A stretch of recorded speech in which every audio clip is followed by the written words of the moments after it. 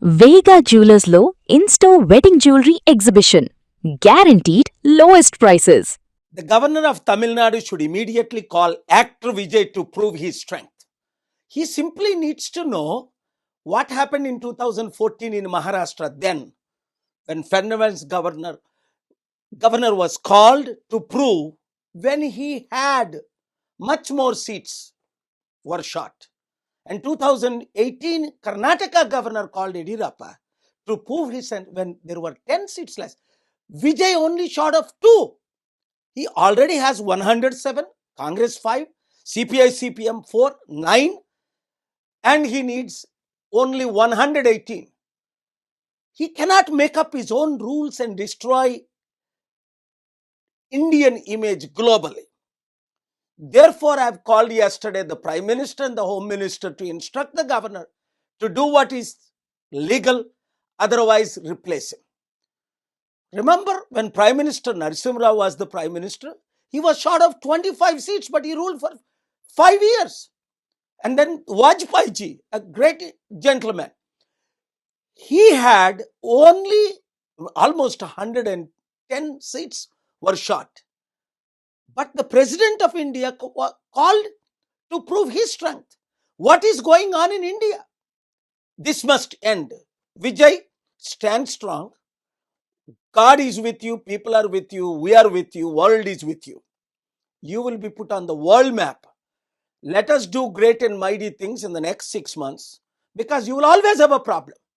Because you are short of, when you are short of 2 seats, 5 seats, the VCK government is asking you Deputy Chief Minister post, cabinet post, and one of your seats. Just for 2 seats. What a greed it is. People of Tamil Nadu, people of India are going to teach lesson to this kind of corrupt leaders. We will campaign and prove our strength. As I told you yesterday to many of my friends. చూడండి తెలుగు మిత్రులారా, ప్రార్థించండి. మన దేశం దిశ దశ ఎట్లా వెళ్తుంది చాలా విచిత్రం. తమిళనాడు గవర్నరు విజయ్ని మరలా పిలకపోవడానికి షాకింగ్గా లేదా మీకు? 2014లో మహారాష్ట్ర గవర్నర్ ఫెర్నాండెస్ గవర్నమెంట్ని పిలిచాడు కదా, అప్పుడు ఎన్ని సీట్లు తక్కువ ఉంటే 10-15. అలాగే 2018లో యడియూరప్ప గవర్నర్ 10 సీట్లు తక్కువ ఉంటే పిల్లదా? విజయ్ ఓన్లీ 2 తక్కువ. అలాగే ప్రెసిడెంట్ ఆఫ్ ఇండియా వాజ్పేయి గవర్నమెంట్లో దాదాపు 100 సీట్లు తక్కువ ఉన్నాయి, ఇంకెక్కువ. అయినప్పటికీ వాజ్పేయి గవర్నమెంట్కి ఆపర్చునిటీ ఇచ్చారు. ఆయన 2 వారాలు ప్రైమ్ మినిస్టర్గా ఉండి తర్వాత రాజీనామా చేశారు.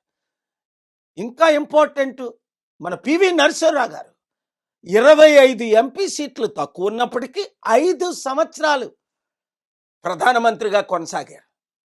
మరి ఇక్కడ ఏం అన్యాయం ఇది? మన సౌత్ ఇండియాలో అంటే ఎవరో ఎక్కడో బటన్ నొక్కితే అలా ఫాలో అవడమేనా? ఇండియా ఇమేజ్ని కంప్లీట్గా డిస్ట్రాయ్ చేయడమేనా? అందుకే ప్రజలారా, మీరే బుద్ధి చెప్పాలి. దాదాపు 32% తమిళనాడులో మన ఫాలోవర్స్ ఉన్నారు. క్రిస్టియన్స్ ఏంటి, తెలుగు ఏంటి, ఇంక యూత్ని కలుపుకుంటే దాదాపు 50-60%. 2 సీట్లు ఉన్న వీసీకే ఇప్పుడు విజయ్ని డిప్యూటీ సీఎం పోస్ట్ అడుగుతున్నాడు. 2 ఎమ్మెల్యేలు. ఎందుకంటే కాంగ్రెస్, సిపిఐ సిపిఎం 9 ఆల్రెడీ మద్దతు ఇస్తున్నారు. మరలా 1 ఎమ్మెల్యే సీట్ కావాలట. ఏంటి డిమాండ్లు? అంటే ఎంత అవినీత! 234లో 2 సీట్లున్నోడు ఇన్ని డిమాండ్లు చేస్తున్నాడు. కనుక ప్రజలు ఏం చెయ్యాలి? ఏకకంఠంతో ఇప్పుడు వరకు ఓట్లు వేయని వాళ్ళందరూ మళ్ళీ ఓట్లు వేస్తారు. ఎందుకంటే విజయ్ని గవర్నమెంట్ ఫార్మ్ చేసినప్పటికీ స్మూత్గా నడపనివ్వరు. గుర్తుంది కదా, ఎన్ని మన చరిత్రలో మనం అన్నీ చూస్తున్నాం కదా. కనుక మ్యాండేట్ ఇచ్చినప్పుడు ప్రజలకు కూడా క్లియర్ మ్యాండేట్ ఇస్తే పీస్ఫుల్ గవర్నమెంట్. అదే నా మద్దతు విజయ్కి. ఎప్పుడైతే స్టాలిన్ మన శాంతి సభకు పర్మిషన్లు ఇవ్వలేదో, అల్లరి పెట్టాడో, ఇబ్బందులు పెట్టాడో, ఆ రోజు నుండే నేను స్టాలిన్కి వ్యతిరేకంగా క్యాంపెయిన్ చేసింది. ఆయన మాజీ ముఖ్యమంత్రి అవుతాడని చెప్పింది మీరు మీడియాలో చూశారు. శాంతికి విరోధంగా ఉన్నవారిని ఎవరినైనా సరే మనం చిత్తుగా ఓడించాలి. అభివృద్ధికి విరోధంగా ఉన్నవారిని రండి అందరం కలిపి విజయ్కి సపోర్ట్ చేద్దాం. అవసరం అయితే ఒక 3 నెలల్లో 6 నెలల తర్వాత ఆయనకి ఎక్కువ ఇబ్బంది పెడితే మరలా జనరల్ ఎలక్షన్కి వెళ్దాం. 107 కాదు 170 180 వచ్చేటట్టు మనం అందరం క్యాంపెయిన్ చేద్దాం. ఈ వీడియో ప్రతి ఒక్కరికి షేర్ చేయండి. Thank you very much.